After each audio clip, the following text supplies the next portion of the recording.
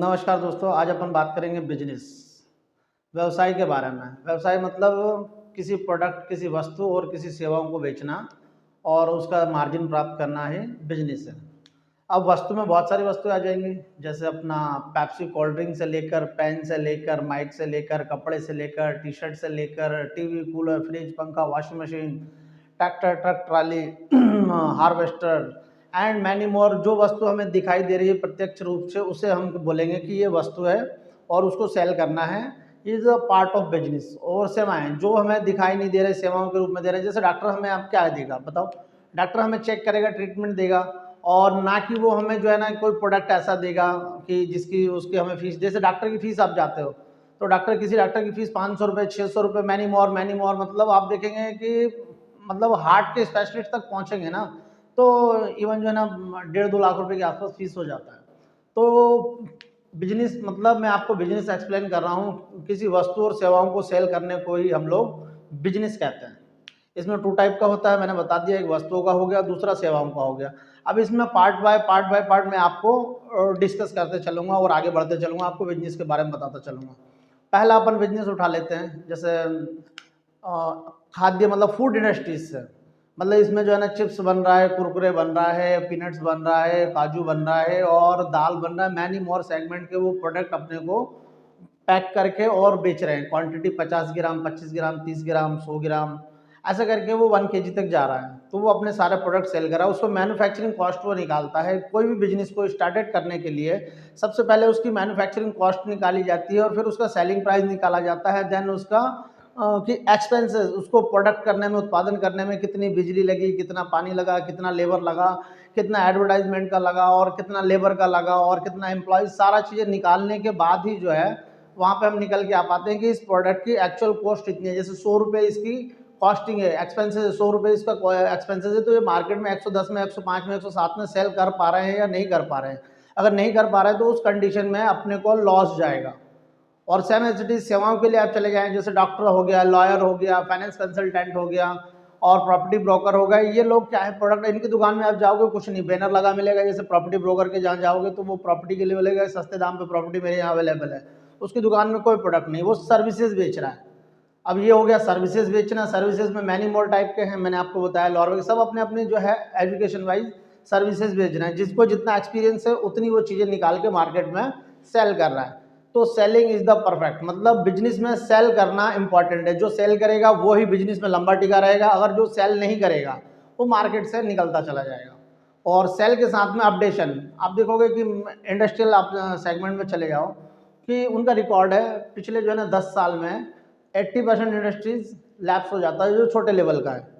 तो ऐसे ही किसी भी बिजनेस में आप जाओगे तो वहाँ पे आपको बहुत सारा फाइट्स करना पड़ेगा, क्योंकि आप जैसे और भी लोग बैठे हैं, बहुत सारे कॉम्पिटिटर हैं, इतने कॉम्पिटिटर हैं कि आप सोचोगे कि यार हर सेगमेंट में इतना कॉम्पिटिटर, मैं कहाँ फाइट करूँगा यार।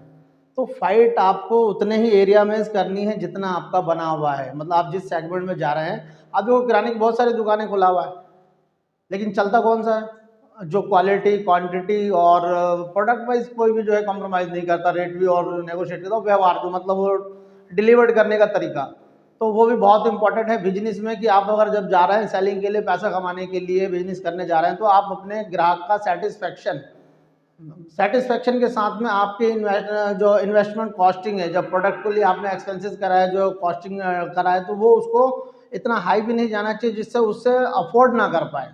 क्योंकि कस्टमर के पास चीज़ें जो है ना, अगर आप देखो तो मार्केट में मैनी मोर सेगमेंट में देखे चले जाएं अपन, आप देखो टीवी भी मिल रहा है, 80 इंच तक भी जा रहा है, 100 भी जा रहा है, और देन जो है 22 से 32 इंच, मतलब हर वर्ग को वो कवर करके चल रहा है। तो आपको देखना है कि आपके प्रोडक्ट की यूटिलिटी कितनी है मार्केट में।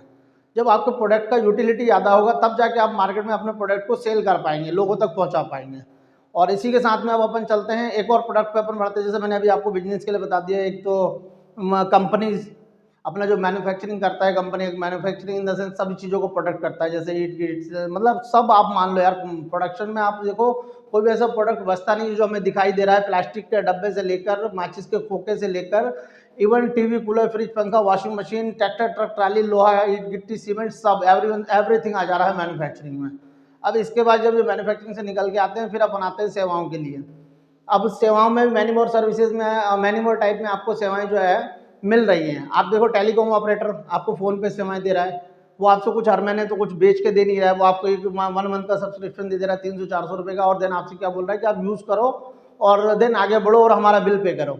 तो ये टेलीकॉम ऑपरेटर्स का हो गया। प्रॉपर्टी ब्रोकर्स का मैंने बता दिया, 2% कमीशन चार्ज करते हैं प्रॉपर्टी सेल एंड परचेज में भी, तो वो भी अपना मार्जिन निकाल रहे हैं। उसका ट्रांसपोर्टेशन एजेंट को, उसका देख लो, उसका तो ट्रांसपोर्टर का ऐसा है कि ये मान लो कि ब्याज पे पैसा चलाता है वो।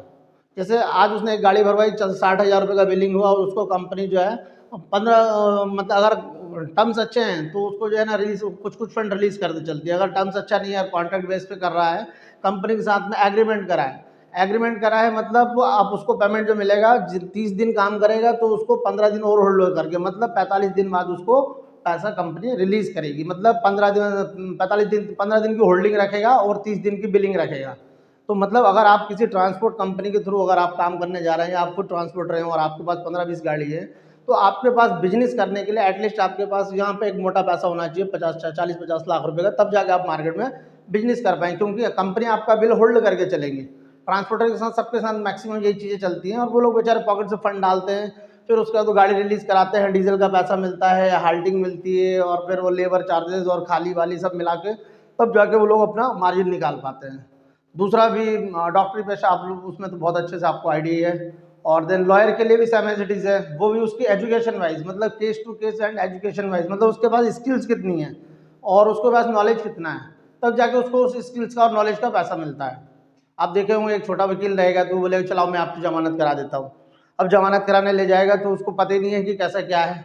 अब आप उसके चक्कर में लगे हुए हैं, चक्कर काट रहे हैं और फंसते चले जा रहे हैं, जैसे जैसे मेरे साथ हुआ था एक